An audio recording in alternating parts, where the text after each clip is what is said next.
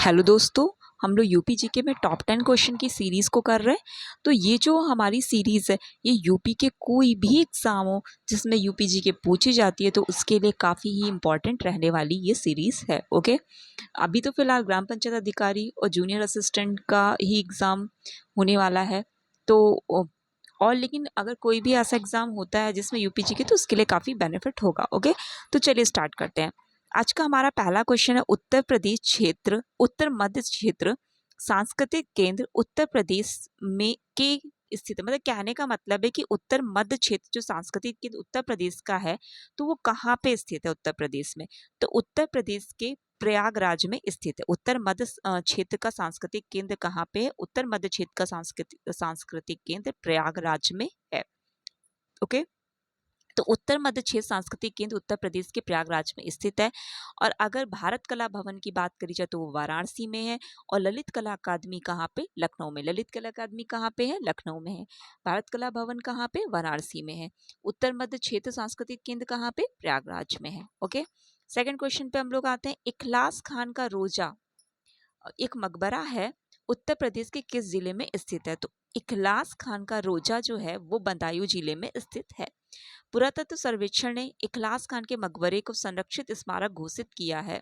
Okay, Badaun जिले के जवाहरपुरी में स्थित मकबरे में 5 कब्रें हैं। वो किस? इखलास खान, उनकी पत्नी, उनके बेटे शहवाज खान के अवशेष उसमें हैं। ठीक है, तो बोला जाता है कि जो मतलब जवाहरपुरी में स्थित बदायूं जिले में है तो उसमें 5 कब्रें हैं।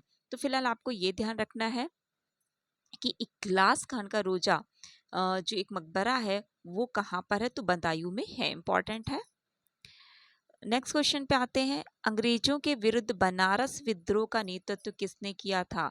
तो अंग्रेजों के विरुद्ध बनारस विद्रोह का नेतृत्व जो है वो राजा चैत सिंह ने किया था। बनारस विद्रोह का नेतृत्व किसने किया था? राजा चैत सिंह ने किया था।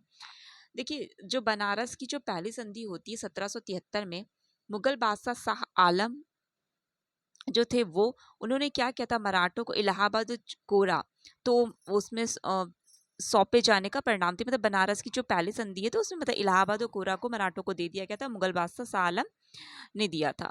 फिर ब्रिटिश गवर्नर वॉरेन हेस्टिंग ने इलाहाबाद और कोरा को सूजा को सौंप दिया। बाद में वॉरेन हेस्टिंग ने क्या किया था कि जो इलाहाबाद और कोरा जो कि मराठों के पास था तो उसको सूजा को दे दिया।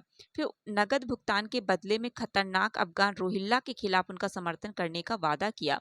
तो मतलब ये बोला सूजा से कि आप जो है उसके बाद जो अफगान रोहिल्ला है उनका समर्थन करने का वादा किया गया था। तो ये जब बाद में हुआ तो किसके? वॉरेन हेस्टिंग और सूजा के मध्य हुआ। बंगाल और मराठों के बीच एक राज्य के रूप में एक अवध को मजबूत करने के लिए तैयार किया जा रहा था। ठीक है, तो 1774 के रोहिल्ला युद्ध का जो कारण बनता है। बाद में हेस्टिंग्स ने महाभियोग 1700, ये आपको पता ही है, ये तो इम्पोर्टेंट ही है। 1788 से 95 में कौन ये रहते हैं तो उसमें प्रमुख कारक बनता है, कारण बनता है। फिलहाल इतना डीप नहीं जाना है आपको, ये ध्यान रखना। बनारस के संधि की बात कर 1773 में हुई थी, शाह आलम और मराठों के बीच हुई थी। ओके, फिर उसके बाद बनारस की दूसरी संधि जो होती है 1775 में फैजाबाद की संधि के रूप में उसे जाना था। पहली संधि 1773 में, दूसरी संधि 1775 में। ओके, और अगर रोहिल्ला युद्ध की बात करें तो 1774 के लगभग का है ये। सूजा की मृत्यु के बाद कंपनी के शासन करने वाली परिषद द्वारा अवध के नए वजीर पर उसे मजबूर किया गया था। ओके, तो वजीर को ब्रिटिश सैनिकों के उपयोग के लिए एक बड़ी सब्सिडी का भुगतान करना पड़ा और बनारस को ईस्ट इंडिया कंपनी को सौंप दिया गया।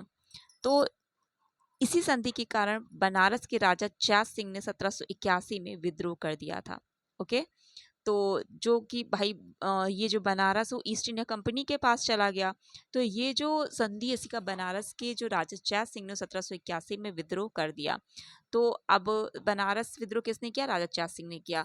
ओके, 1781 में किया। बनारस की पहली संधि 1773 में हुई, मुगल बादशाह मराठों के बीच हुई।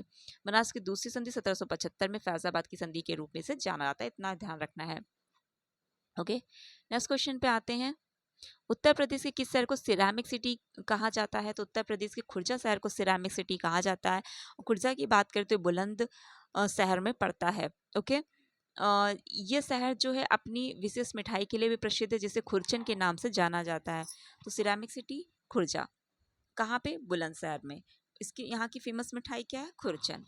नेक्स्ट पे आते हैं, वन रिपोर्ट 2021 के अनुसार उत्तर प्रदेश में कुल वृक्षावरण और वना आवरण कितना प्रतिशत है? तो 9.23% है।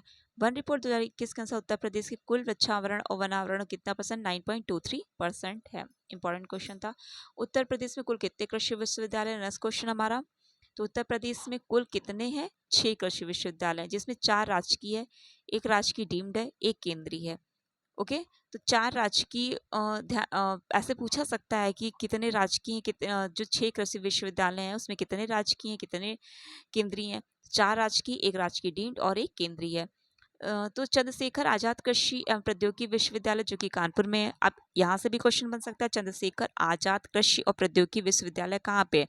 चंद्रशेखर आजाद कृषि और प्रौद्योगिकी विश्वविद्यालय कानपुर में 1975 में इसकी स्थापना होती है। अयोध्या में नरेंद्र देव कृषि और प्रौद्योगिकी विश्वविद्यालय है, 1976 में स्थापना होती है। मेरठ में सरदार वल्लभ भाई पटेल कृषि और प्रौद्योगिकी विश्वविद्यालय है, मोदीपुरम में 2000 में स्थापना होती है। बांदा कृषि प्रौद्योगिकी विश्वविद्यालय 2010 में स्थापना होती है। Sam Higgin bottom institute of agriculture technology and sciences Allahabad में 2000 में इसकी स्थापना होती है और 2016 में से राज्य डीम्ड विश्वविद्यालय घोषित किया जाता है। तो राज्य डीम्ड विश्वविद्यालय की बात करें या राजकीय डीम्ड कौन सा है? इलाहाबाद वाला है। तो कौन नाम क्या है? Sam Higginbottom institute of agriculture technology and sciences नाम है, इलाहाबाद में है ये। रानी लक्ष्मीबाई केंद्रीय कृषि विश्वविद्यालय झांसी में 2014 में स्थापना होती है। तो एक केंद्रीय की जो बात किया है तो वो कौन सा? झांसी में रानी लक्ष्मीबाई केंद्रीय कृषि विश्वविद्यालय झांसी 2014 में स्थापना। और एक राजकीय डीम्ड की जो बात करी थी तो Sam Higgin bottom institute of agriculture technology and sciences जो कि इलाहाबाद में 2000 में स्थापना होती है। 2016 से इसे राज्य डीम्ड विश्वविद्यालय घोषित किया जाता है।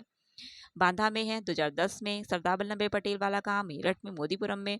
नरेंद्र देव वाला अयोध्या में पड़ता है। चंद्रशेखर आजाद वाला कहाँ पे? कानपुर में पड़ता है। ओके, चलिए नेक्स्ट क्वेश्चन पे आते हैं। उत्तर प्रदेश पंडित दीनदयाल उपाध्याय पशु चिकित्सा विज्ञान विश्वविद्यालय एवं गौ अनुसंधान संस्थान कहाँ पर स्थित है? पंडित दीनदयाल उपाध्याय पशु चिकित्सा विज्ञान विश्वविद्यालय एवं गौ अनुसंधान संस्थान कहाँ पे है? तो ये मथुरा में है। ओके, ये राज्य में अपनी तरह का पहला और देश का चौथा है। इसकी स्थापना 25 अक्टूबर 2001 को उत्तर प्रदेश सरकार द्वारा की गई थी। और भारतीय पशु चिकित्सा अनुसंधान संस्थान जो है भारत के उत्तर प्रदेश राज्य के बरेली क्षेत्र जिले में इज्जतनगर में स्थित है। तो या तो आपको पता ही कि इंडियन वेटरनरी रिसर्च इंस्टीट्यूट जो है ये भारतीय पशु चिकित्सा अनुसंधान संस्थान का बरेली में पड़ता है, इज्जतनगर में। यह पशु चिकित्सा अनुसंधान के क्षेत्र में भारत की प्रमुख संस्था है। इसकी स्थापना सन 1889 में हुई थी, 1889 में। देखिए कंफ्यूज मत होइएगा, जो पंडित दीनदयाल उपाध्याय पशु चिकित्सा विज्ञान विश्वविद्यालय गौ अनुसंधान संस्थान वो कहाँ पे? मथुरा में पड़ता है। और अगर बोला जाए कि जिसकी स्थापना 2001 में हुई थी, अगर बोला जाए कि भारतीय पशु चिकित्सा अनुसंधान संस्थान कहाँ पे है तो वो इज्जतनगर जो कि बरेली में पड़ता है। नेक्स्ट क्वेश्चन पे आते हैं। उत्तर प्रदेश में निम्नलिखित जिले में किसमें जनगणना 2011 की हुई थी तो उसमें निम्न साक्षरता अंकित की थी? कौन सा ऐसा जिला जिसमें निम्न साक्षरता थी? तो सबसे कहाँ? श्रावस्ती जिला था। ओके, सबसे कम साक्षरता वाला कौन था? श्रावस्ती, 46.74%। उस बहराइच में 49.4%, बलरामपुर में 49.5%। तो श्रावस्ती, बहराइच, बलरामपुर, सबसे कम श्रावस्ती में। इस लाइन से ही श्रावस्ती, बहराइच, बलरामपुर। उत्तर प्रदेश में मूल्य वर्धित कर जो कि वैल्यू एडेड टैक्स जो है वो कब लागू हुआ था? तो 1 जनवरी 2008 को वैट लागू किया जाता है। उत्तर प्रदेश में वैट कब? 1 जनवरी 2008 को। नेक्स्ट क्वेश्चन हमारे पास है कि निम्न में से कौन सा जिला काली मिट्टी के बर्तनों के लिए प्रसिद्ध है? तो काली मिट्टी के बर्तनों के लिए आजमगढ़ प्रसिद्ध है। उत्तर प्रदेश के आजमगढ़ जिले के निजामाबाद इलाके में काली मिट्टी के बर्तनों के लिए जाना जाता है। जो आजमगढ़ जिले का निजामाबाद है वो काली मिट्टी के बर्तनों के लिए जाना जाता है। तो ये आज के 10 क्वेश्चन रहे। ओके, तो चलिए इतना ही रखते हैं, नेक्स्ट वीडियो में फिर मिलेंगे। Thank you.